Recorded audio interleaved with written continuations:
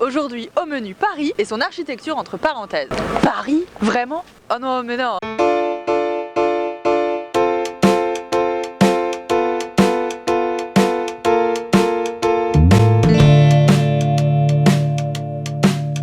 Alors c'est parti pour un petit safari urbain dans la capitale? Mais à la recherche de quoi exactement? Facile! À la recherche de lieux en attente, en latence, en suspens. Des territoires ou bâtiments en cours de réhabilitation. Vous verrez, certains indices ne laissent pas de doute.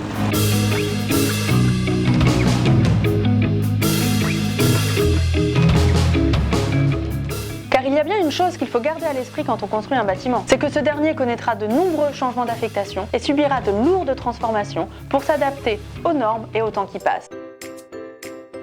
Et c'est tant mieux, car il est souvent plus écologique et économique de réhabiliter que de démolir pour reconstruire.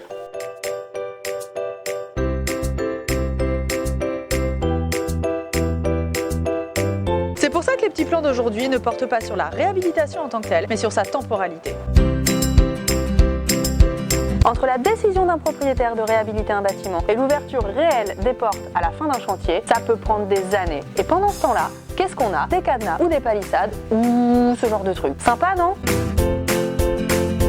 Alors comment assurer la continuité de vie d'un bâtiment coûte que coûte? Au vu du prix du foncier dans les villes, pourquoi laisser ces territoires sans occupation provisoire inoccupés? Cela ne devrait-il pas faire partie intégrante de la notion de développement durable? Commençons ici, dans le 14e arrondissement de Paris, au 140 du boulevard Montparnasse. Ce bâtiment fut construit dans les années 1940 par l'architecte Michel Roux-Spitz, alors architecte des Postes. 15 000 m² qui furent fermés en 2012, date à laquelle un grand projet de rénovation fut lancé. Les études sont d'ailleurs en cours pour un démarrage de chantier très prochainement.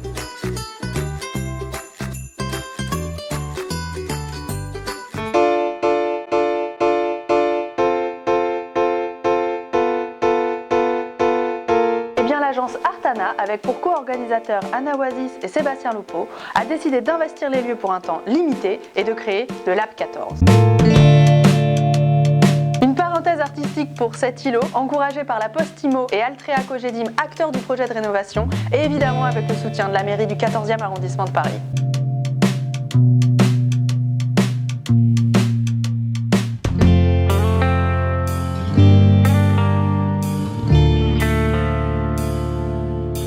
Sur les 15 000, ce sont 1600 m² qui ont été sublimés par des artistes.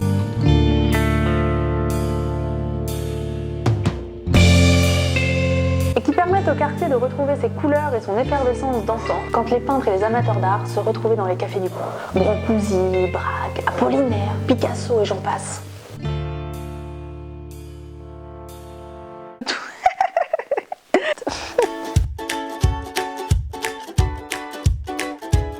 Aujourd'hui, ce sont graffeurs, colleurs, photographes, sculpteurs qui ont investi les lieux pour nous offrir une grande exposition d'art urbain éphémère, et ce, avant l'ouverture du chantier.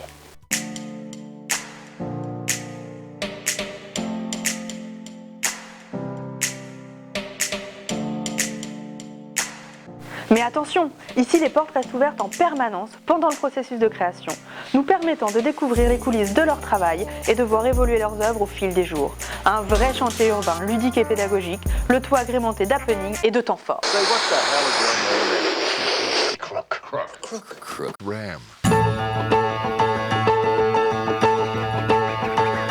Pour certains, c'est la possibilité de pousser les portes de lieux habituellement fermés et de découvrir enfin ce qu'il se cachait derrière les murs. Pour d'autres, c'est l'opportunité de s'approprier des lieux et de les révéler sous un nouveau jour. Et ce, de plein de manières possibles. Voyons grand. Activités culturelles, sportives ou pédagogiques? Expérimentation architecturale et sociale? Offre de logements ou de locaux à prix abordable? Lieu de vie, de partage, de rencontres pleines d'avenir?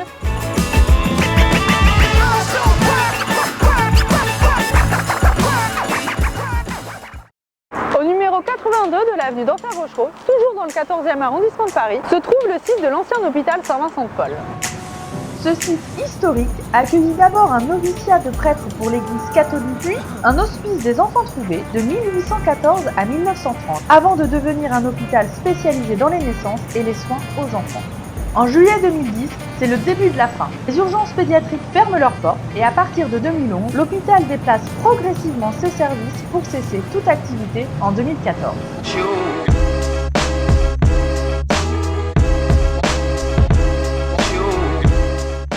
après les autres. Les bâtiments laissés vacants sont alors confiés à l'association Aurore qui lutte contre l'exclusion. Avec 3,4 hectares, effectivement, il y a de quoi faire en même temps, non ? Et justement, si au début les fenêtres des bâtiments furent murées, des barbelés installés et des rondes de gardiennage organisées, tous se sont dit assez vite qu'il y avait justement de quoi faire avant le début du chantier ici. Et qu'il fallait absolument organiser sur ce site sublime et immense de multiples activités encadrées par de nouveaux partenaires. L'association Plateau Urbain, spécialisée dans le montage d'occupations temporaires de locaux vacants, s'est vue confier la coordination d'une, de la remise en état des lieux, et de deux, des projets d'occupation des locaux en eux-mêmes. Puis l'association Yes We Camp a quant à elle eu à sa charge l'aménagement, la gestion et l'animation des espaces communs. La vie du site en quelque sorte. Aujourd'hui, près de 2000 personnes travaillent et vivent sur le site. Oui, c'est vrai. 600 résidents dans des hébergements d'urgence ou des foyers de travailleurs étrangers. 140 associations, entreprises et artistes, et le public plus qu'au rendez-vous, partageant leurs moyens et gérant collectivement les espaces communs. Une monnaie locale a même été mise en place. Des billets de 15 minutes à 1 heure. En gros, en l'échange de 15 minutes de service, un café offert.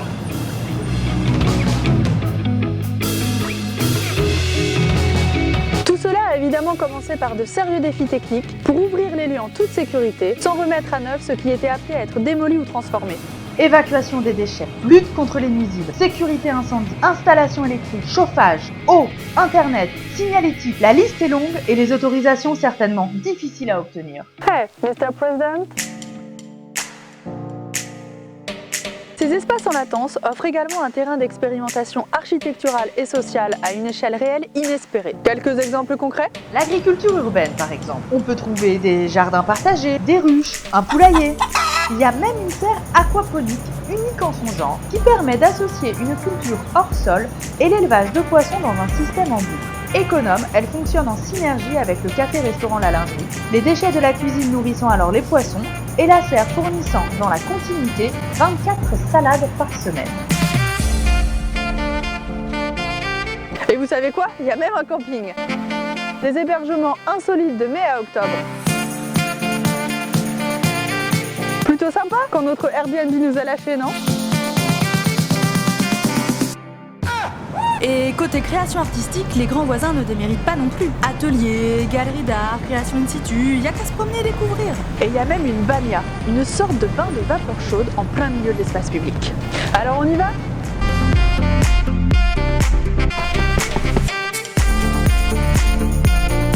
Et enfin, La Lingerie, le café associatif autour duquel tourne toute la programmation événementielle et culturelle du site.